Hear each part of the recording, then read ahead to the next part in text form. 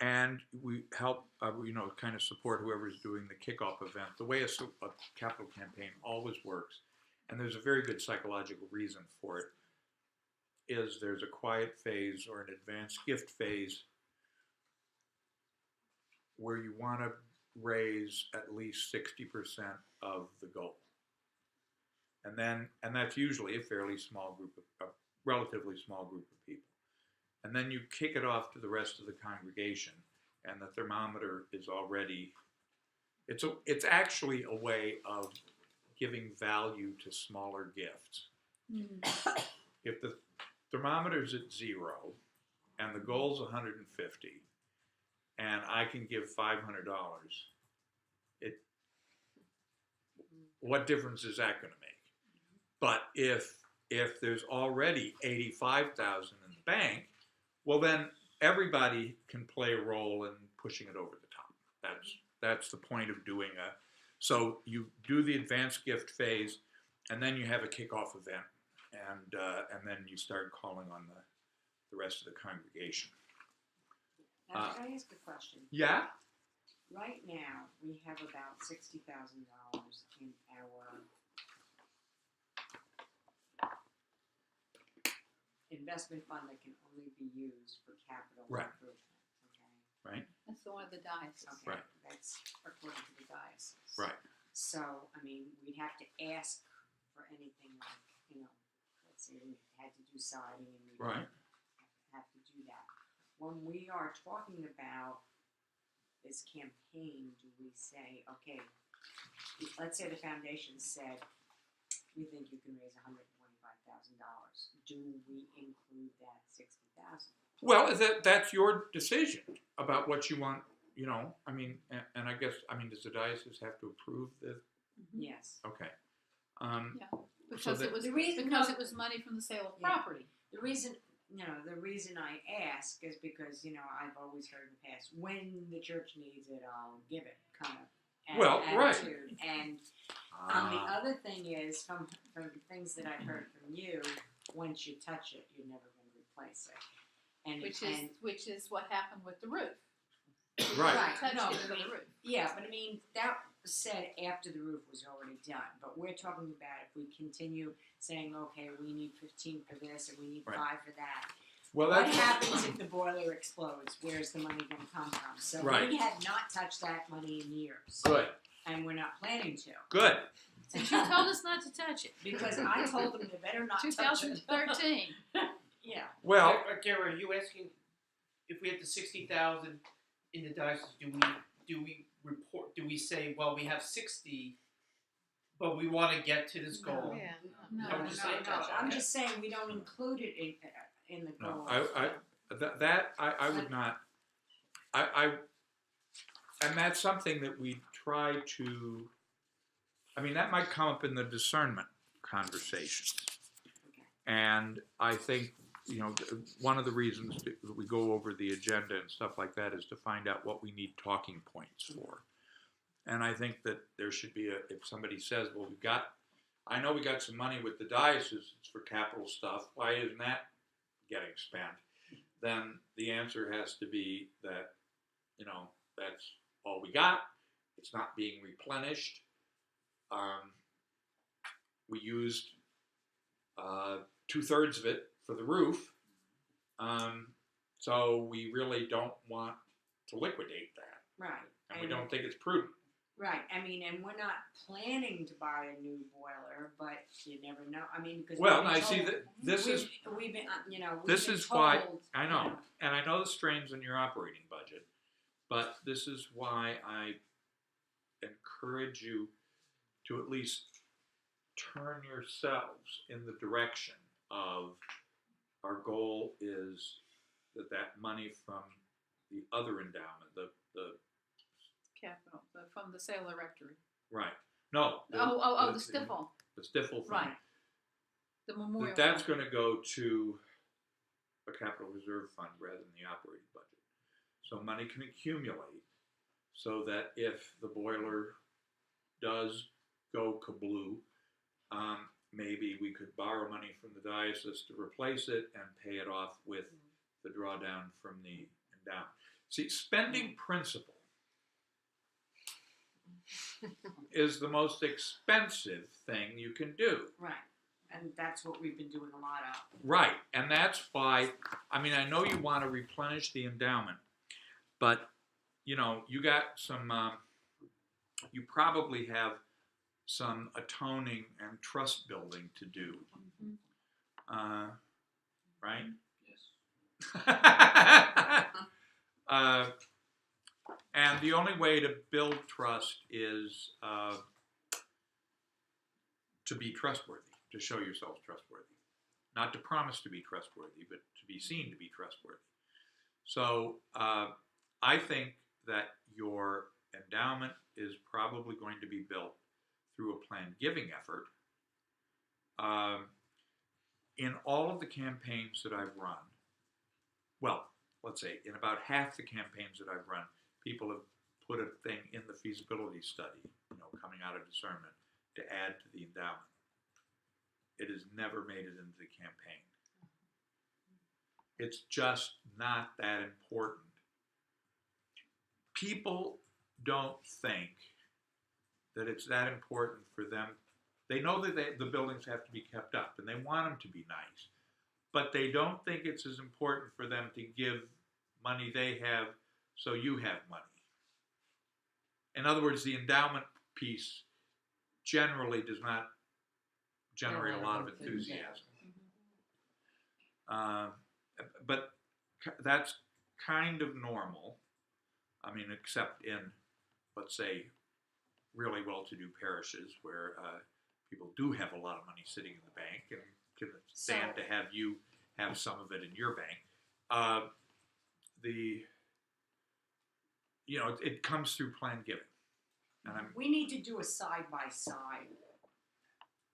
Wait. I'm seeing this as a side-by-side, separate type of thing that we need to have our goals fixed. I know I used to do the newsletter, and in the newsletter, every other month, we had a statement about right. remembering And what Christ happened? Church. Right. Well, we stopped the newsletter. Before we stop the newsletter, what do we have?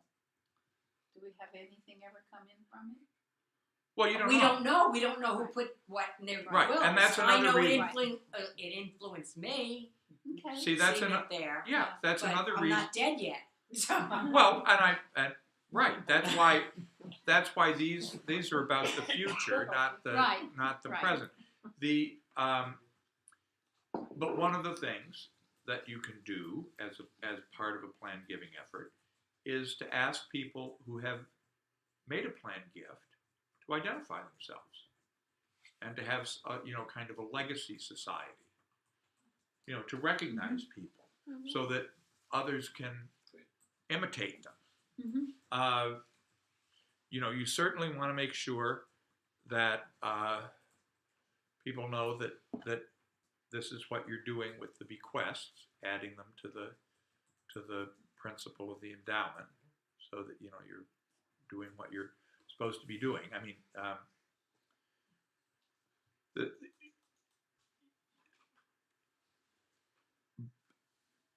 and in the toilet paper's it would be a really strong selling point when you actually start to talk to people about planned giving, to be able to say, the buildings that we occupy are a legacy from the past. The money that's in the endowment is also a legacy from the past. We use the proceeds of the endowment to keep the buildings in good repair.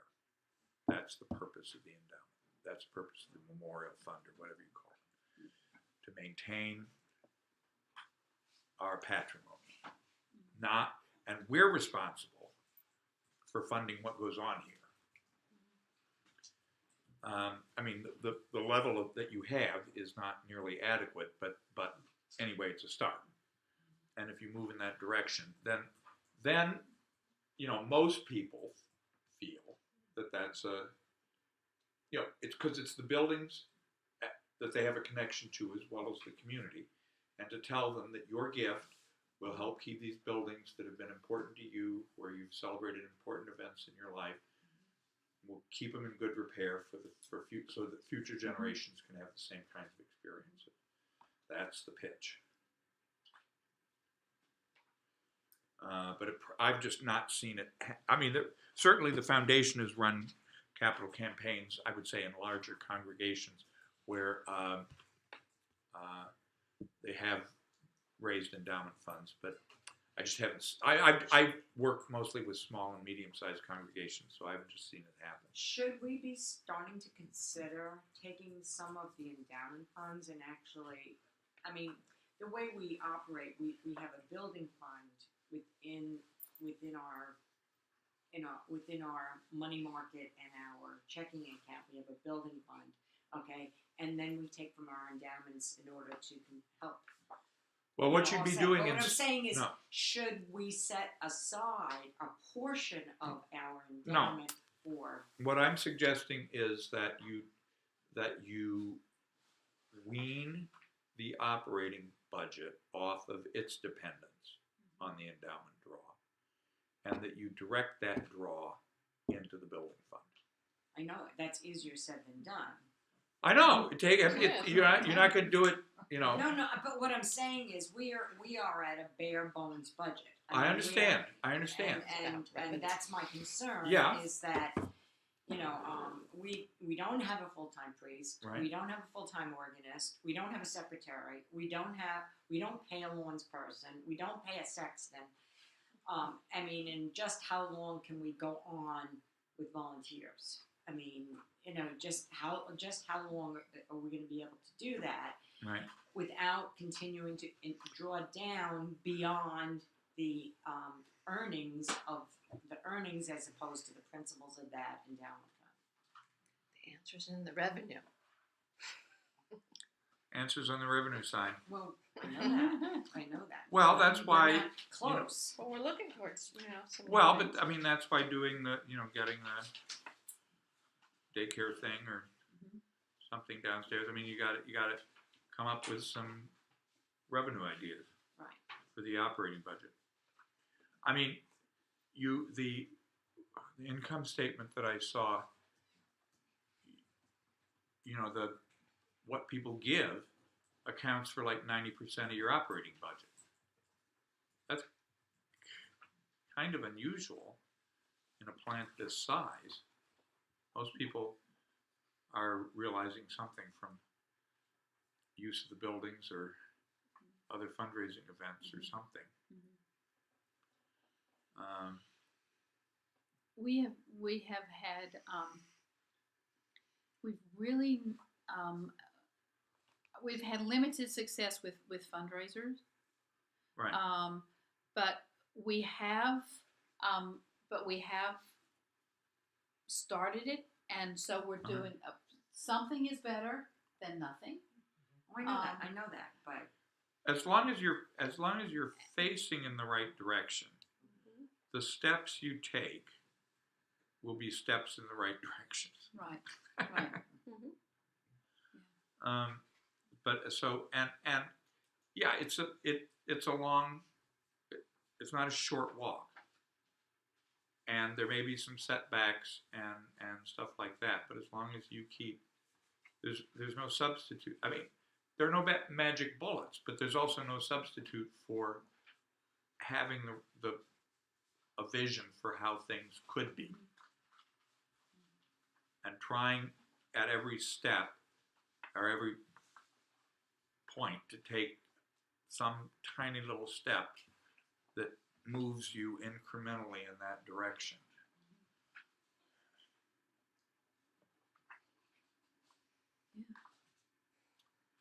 I mean, you've done what 90% of parishes haven't done, which is have that provision in your bylaws about the about what should happen with bequests.